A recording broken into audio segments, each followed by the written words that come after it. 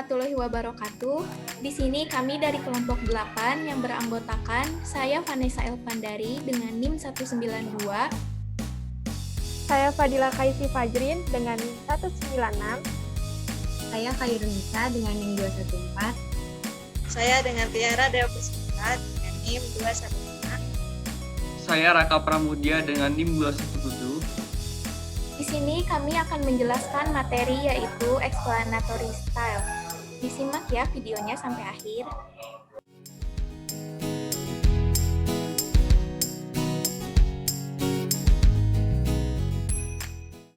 Di sini saya akan menjelaskan definisi explanatory style. Menurut Seligman, tahun 1990, explanatory style adalah sikap atau gaya kebiasaan seseorang dalam menjelaskan pada diri sendiri mengapa suatu peristiwa baik atau good event atau peristiwa buruk atau bad event terjadi. Kebiasaan berpikir tersebut mencerminkan optimistic explanatory style dan pessimistic explanatory style. Jadi, apabila kita menjelaskannya secara optimistik, akan mengarahkan kita pada kebahagiaan. Sedangkan, apabila kita menjelaskannya secara pesimistik, akan mengarahkan kita pada depresi.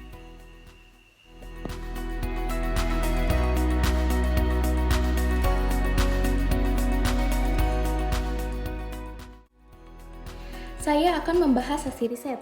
Hasil riset yang pertama dilakukan oleh Angela Christina Juliandari yang melakukan penelitian mengenai pengaruh optimistic explanatory style pada peningkatan harga diri dengan subjek penelitian sebanyak 32 orang yang dibagi ke dalam dua kelompok.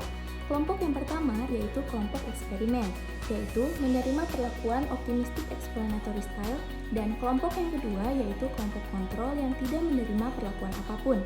Skala harga diri yang disusun oleh peneliti sebanyak 60 item menunjukkan koefisien reliabilitas sebesar 0,963.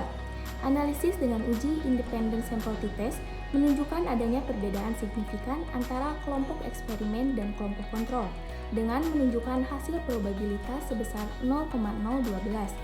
Dengan begitu, hasilnya kurang dari nilai signifikan yaitu 0,05. Dengan demikian, hasil penelitian menunjukkan adanya pengaruh optimistic explanatory style pada peningkatan harga diri.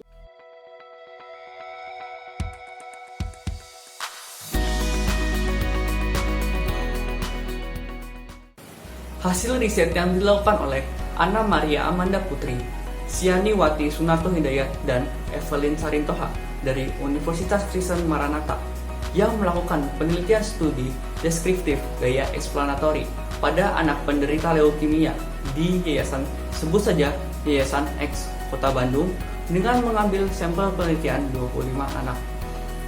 Menggunakan alat ukur modifikasi dari Children Attributional Style Questionnaire atau CASQ dari Seligman. Data hasil penelitian sebanyak 60% responden memiliki gaya explanatory pesimis dan 40% responden lainnya memiliki gaya explanatory optimis.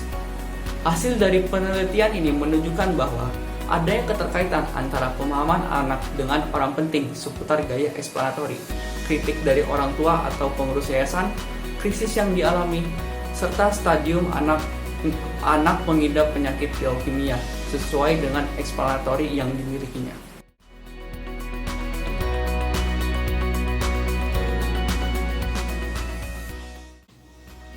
Baik, kemudian ada beberapa dimensi atau aspek dari explanatory style. Yang pertama, ada dimensi permanence, yaitu individu memandang suatu keadaan baik atau buruk bersifat menetap atau hanya sementara. Kemudian yang kedua, ada dimensi pervasiveness, yaitu menyikapi suatu peristiwa yang menyenangkan atau peristiwa yang tidak menyenangkan yang dialaminya merupakan gambaran keseluruhan dirinya dan berdampak pada bagi seluruh area hidup, atau hanya merupakan gambaran dari satu sisi dirinya dan tidak berdampak bagi area hidupnya yang lain. Kemudian yang ketiga, ada dimensi personalization yang membicarakan mengenai siapa penyebab dari suatu keadaan, dilihat dari penyebab internal atau diri sendiri atau eksternal dari orang lain atau keadaan.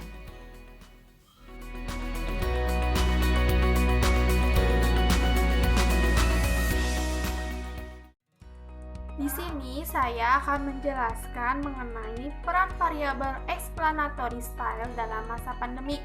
Yang pertama, menurut dimensi permanence. Bagi orang yang optimistik, menganggap masa pandemi adalah sesuatu hal yang buruk, namun hanya sementara. Sedangkan bagi orang yang pesimistik, masa pandemi ini adalah hal yang buruk selamanya. Lalu yang kedua, menurut dimensi pervasiveness. Bagi orang yang optimistik, menyikapi masa pandemi dengan menyenangkan, karena tetap dapat belajar dengan memanfaatkan e-learning atau fasilitas belajar online lainnya. Tetapi bagi orang pesimistik, merasa sangat kesulitan dalam memanfaatkan fasilitas belajar online, sehingga membuat mereka malas belajar. Dan yang terakhir, menurut dimensi personalization, bagi orang yang optimistik menyikapi masa pandemi dengan tidak menyenangkan.